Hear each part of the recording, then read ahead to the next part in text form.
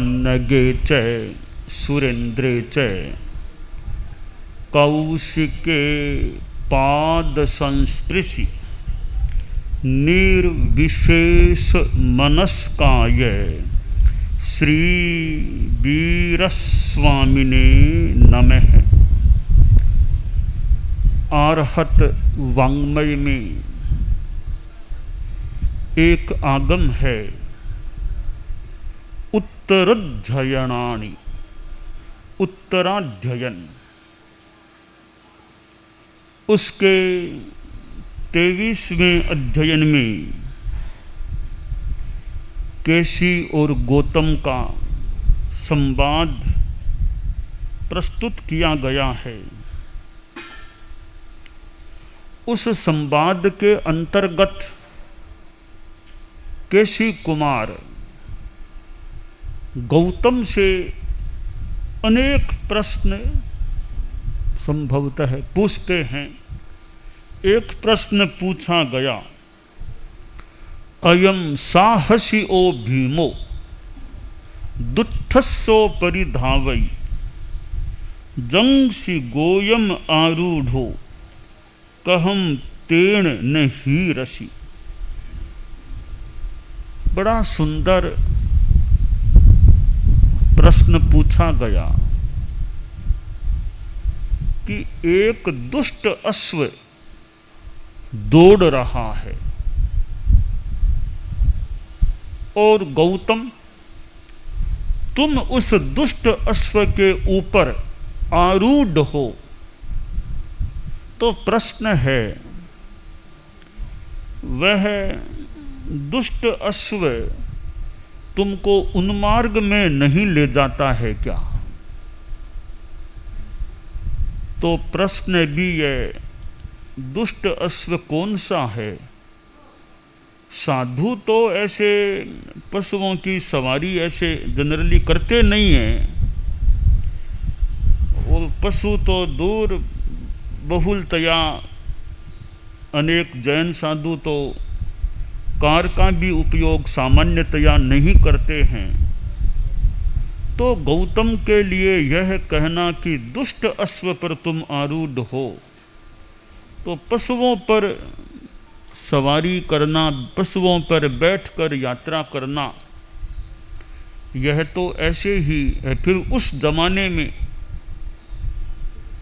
हालांकि उस जमाने में पशुओं का उपयोग तो लोग करते होंगे, पर साधु गौतम वे अश्व पर कैसे बैठ सकते थे?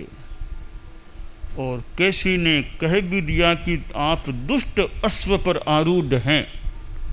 यह दुष्ट अश्व उन्मार्ग में नहीं ले जाता है क्या? तो प्रश्न होता है, यह दुष्ट अश्व कौन सा है?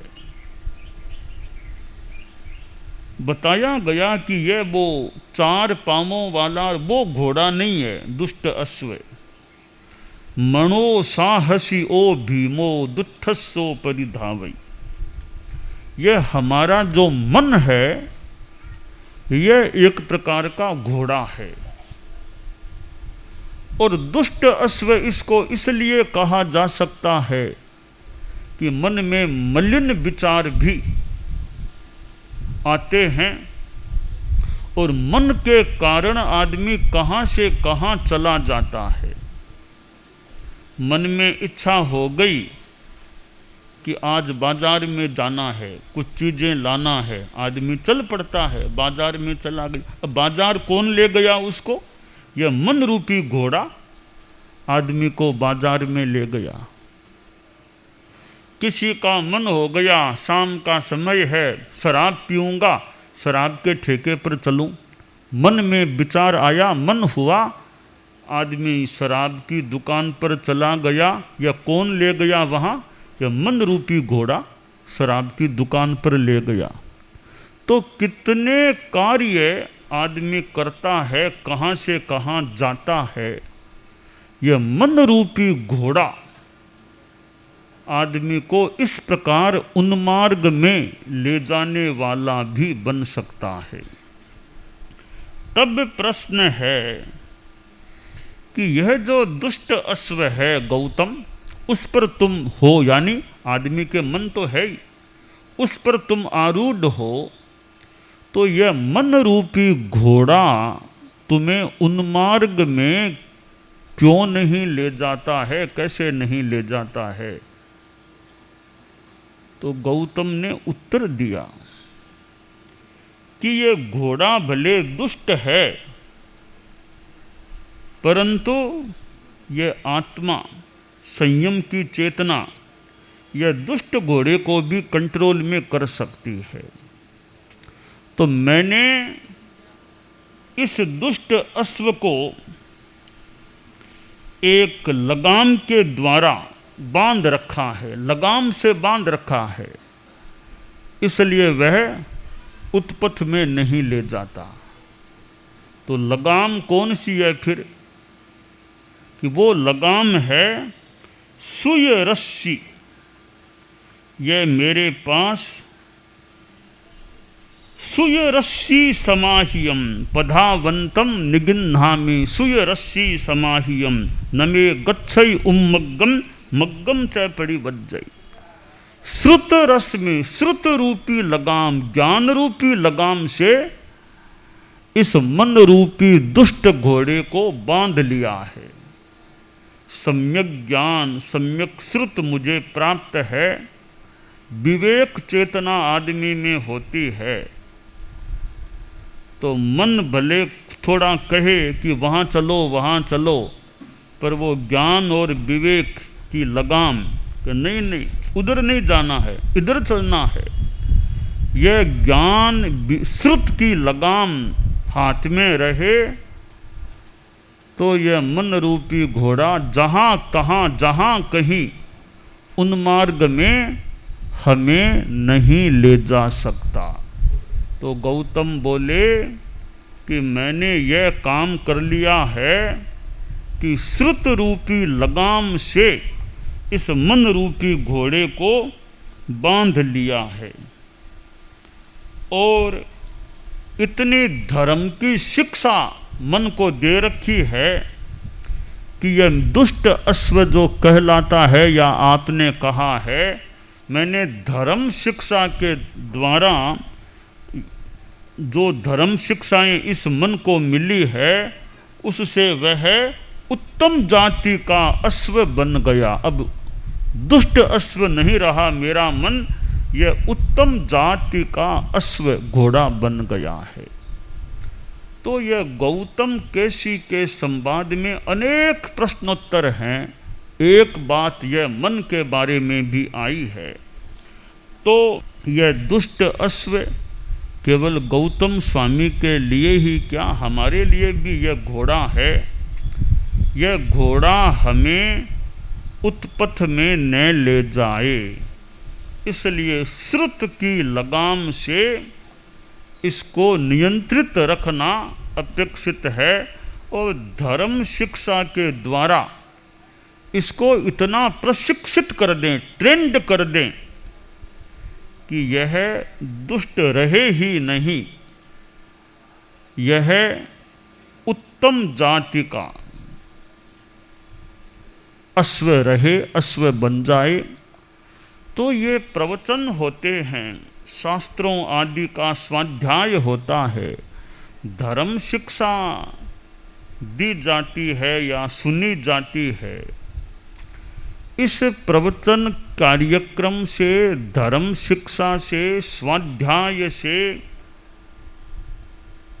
शास्त्रों ग्रंथों का अच्छा जो है क्रम, शास्त्र ग्रंथ उनको पढ़ा जाए, स्वाध्याय किया जाए, तो इस ज्ञान से, विवेक से, श्रुत से यह हमारा मन रूपी घोड़ा अच्छा घोड़ा बन सकता है, बना हुआ रह सकता है।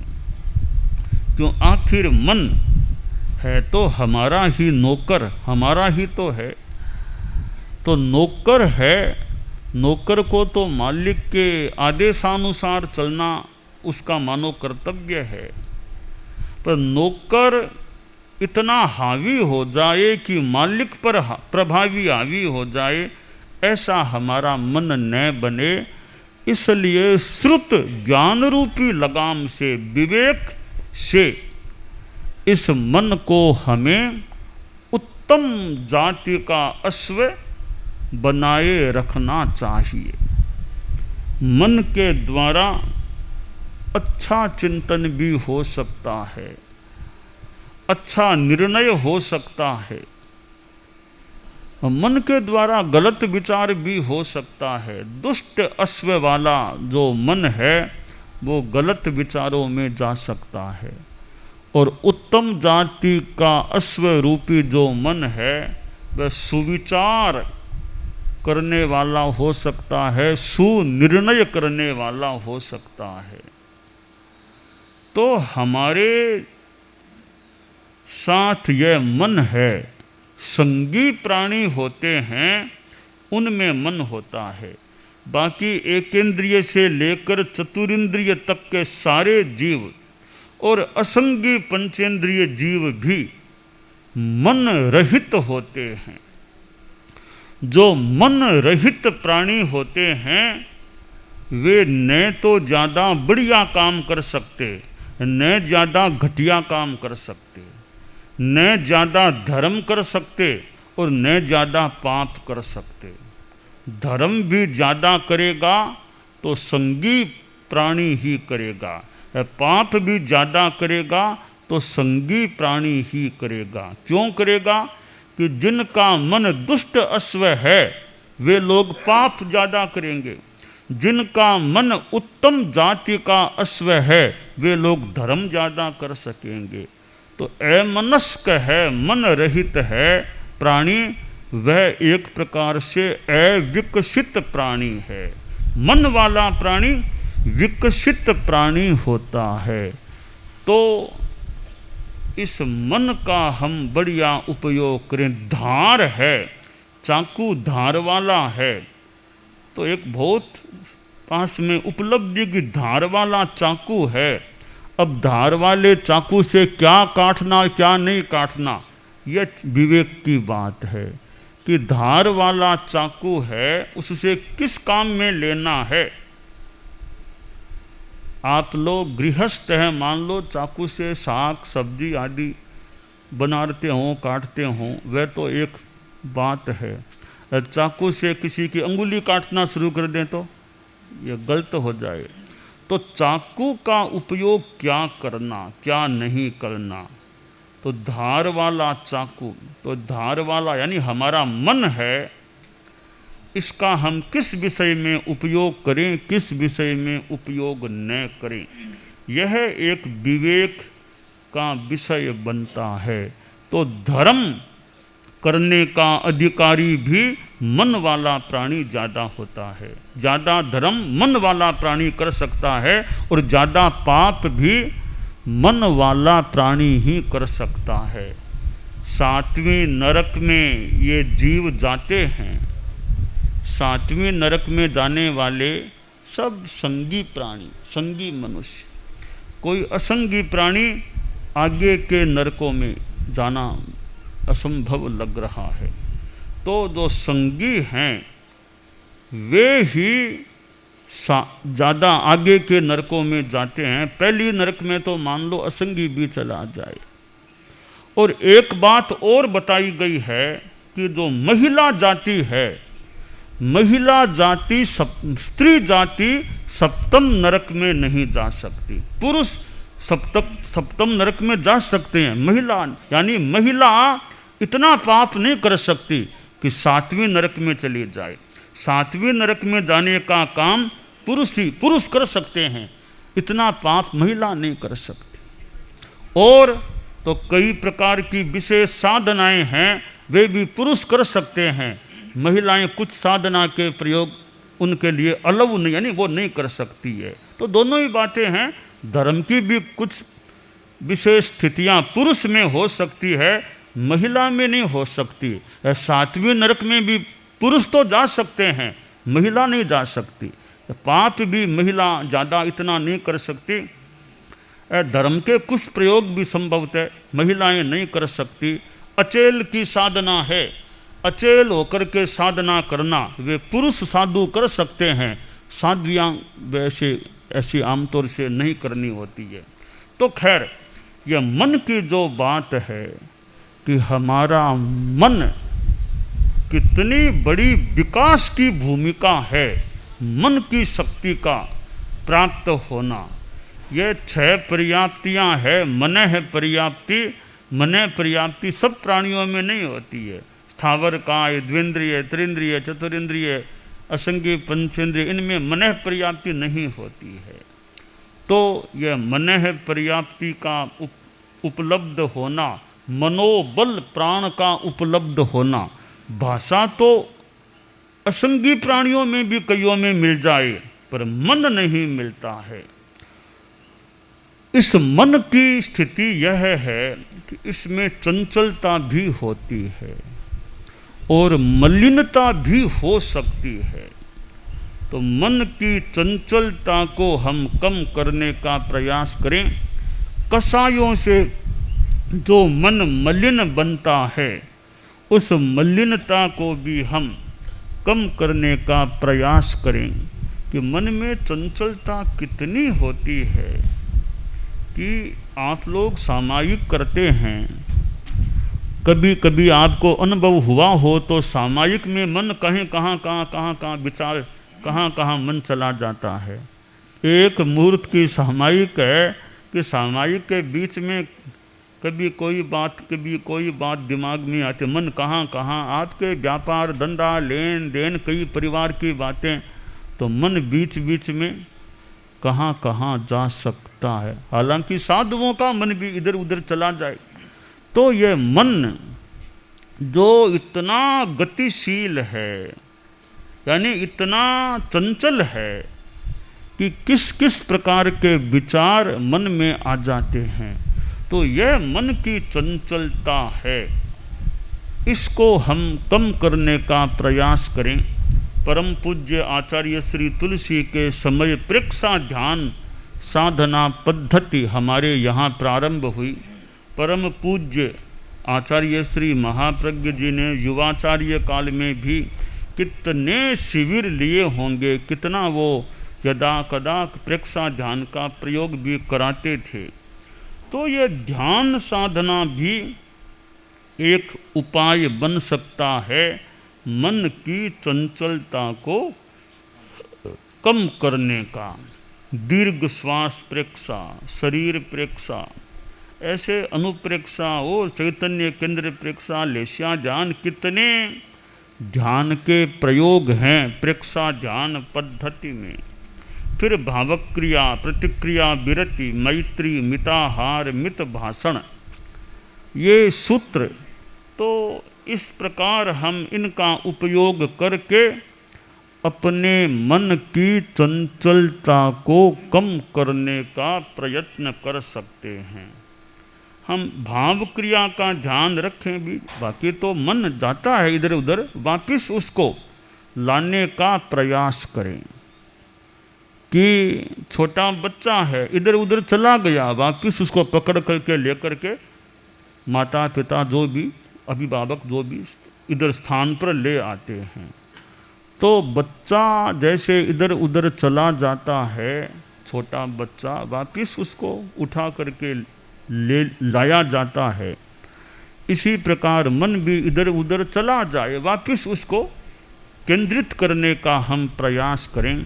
तो सामायिक की साधना में भी कई बार यह मन की चंचलता आपके सामने प्रस्तुत हो सकती होगी कि मन कहाँ से कहाँ चला गया। उससे कोई डरने की, व्यथित होने की बात इतनी नहीं है।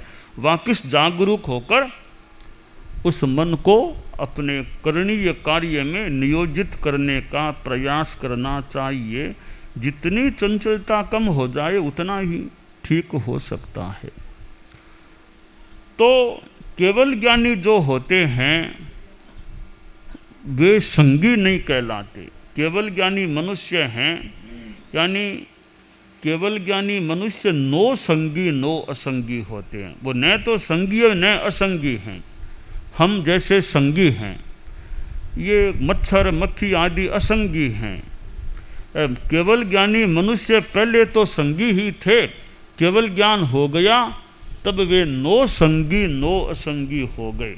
कोई प्रश्न कर ले कि भाई संगी थे तो फिर नो संगी नो असंगी कैसे हो गए? इसका तात्विक कारण यह हो सकता है कि असंगीपना है वो तो उदय भाव है, ज्ञानावरणीय का एक प्रकार से उदय भाव है ये कर्म का, तब असंगीपना है। संगीपना है वो एक प्रकार से क्षयोपशम भाव है, तब संगित्व की प्राप्ति होती है। और केवल ज्ञानी हो गया तब न तो ज्ञानावरणीय का उदय रहा न ज्ञानावरणीय का क्षयोपशम रहा, दोनों ही नहीं रहे, क्षायिक भाव आ गया। तो क्षायिक भाव तो बहुत ऊंची चीज है, वहाँ तो केवल ज्ञान हो गया। केवल ज्ञानी को ऐसे जरूरत नहीं कि मन से सोचो क्या करूं क्या न करूं, मन में विचार करूं क्या लाभ क्या हानि। केवल ज्ञानी को संभवतः लाभ हानि का विचार करो, प्लस माइनस क्या होगा, कोई ज़रूरत नहीं है उनको। इस प्रकार मन का उनको चूंकि वो क्षायिक भाव को प्राप्त हो गए, ज्ञानावरणीय का क्षायिक भाव हो गया और संगित्व है वह क्षयोपशम की भूमिका, क्षयोपशम भाव की भूमिका की स्थिति। इसलिए केवल ज्ञानी मनुष्य संगी नहीं होते, क्षयोपशम भाव नहीं और असंगी भी नहीं होते, ज्ञानावरणीय का उदय भाव नहीं। नो संगी नो असंगी, न वो संगी हैं न असंगी हैं, वो तो परा ऊपर बहुत ऊपर उठे हुए क्षायिक भाव वाले हैं। इसलिए केवल ज्ञानी जो होते हैं साधु जो चारित्रात्मा 13वें 14वें गुणस्थान वाले, वे नो संगी नो असंगी कहलाते हैं। हम सिद्ध योगी आचार्य श्री महाप्रज्ञ से प्रेक्षा ध्यान का एक प्रयोग करें। आपको एक प्रयोग कराया जा रहे हैं श्वास प्रेक्षा का।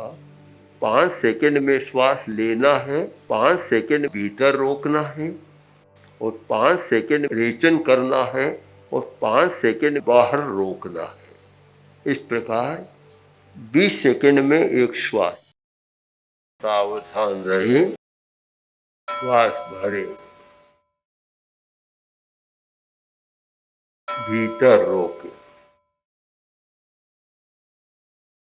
रेचन करे, बाहर रोके, श्वास भरे, भीतर रोके, रेचन करे, बाहर रोके, श्वास भरे, भीतर रोके, रेचन करे, बाहर रोके, श्वास भरे, भीतर रोके, रेचन करे, बाहर रोके, श्वास भरे, भीतर रोके, रेचन करे, बाहर रोके, श्वास भरे, भीतर रोके, रेचन करे, बाहर रोके, श्वास भरे। प्रयोग संपन्न। तो ये ध्यान के बहुत छोटे प्रयोग कराए हैं और इनका स्वयं बार बार अभ्यास करें तो एक अच्छा अभ्यास हो सकता है। ओम आत्मा।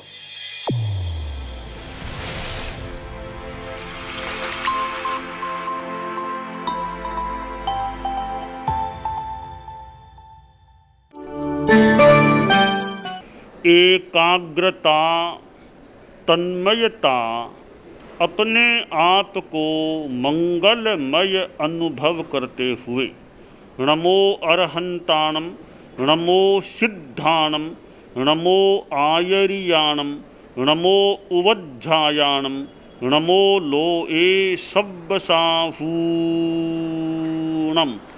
एसो पंचणमुक्कारो सब्ब पावपणासनो मंगलाणं च सब्बेसिं पढ़मं हवइ मंगलम। चत्तारि मंगलम, अरहंता मंगलम, सिद्धा मंगलम, साहू मंगलम, केवलिपन्नत्तो धम्मो मंगलम। चत्तारि लोगुत्तमा, अरहंता लोगुत्तमा, सिद्धा लोगुत्तमा, साहू लोगुत्तमा, केवलिपन्नत्तो धम्मो लोगुत्तमो। चत्तारि शरणं पवज्जामि, अरहन्ते शरणं पवज्जामि, सिद्धे शरणं पवज्जामि, साहू शरणं पवज्जामि, केवलिपन्नत्तं धम्मं शरणं पवज्जामि।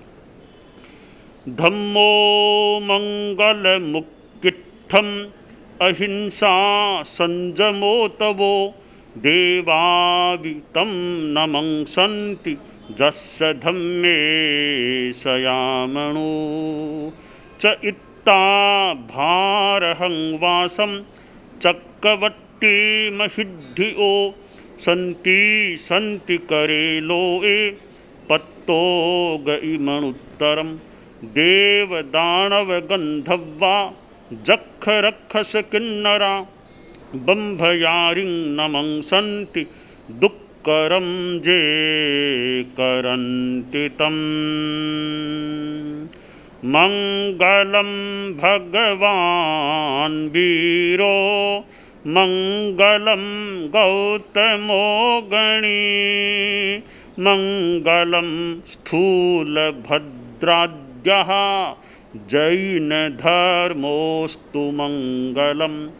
मंगलं मतिमान् भिक्षुः मंगलं भारमल्लकः मंगलं रायचन्द्राद्या मंगलं तुलसी गुरुः महाप्रज्ञोऽस्तु मंगलम्।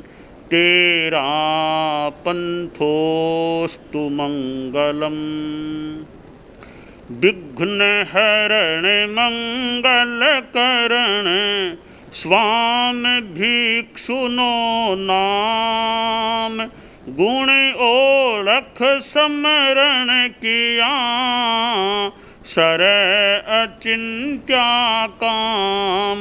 विघ्नहरण मंगलकरण स्वामी भिक्षुनो नाम गुण ओळख समरण किया सर अचिंत्या काम। विघ्नहरण मंगलकरण स्वामी भिक्षुनो नाम गुण ओळख समरण किया सर अचिंत्या काम। सर अचिंत्या काम, सर अचिंत्या काम। एक दिवसीय त्याग आज के लिए धारणानुसार त्याग।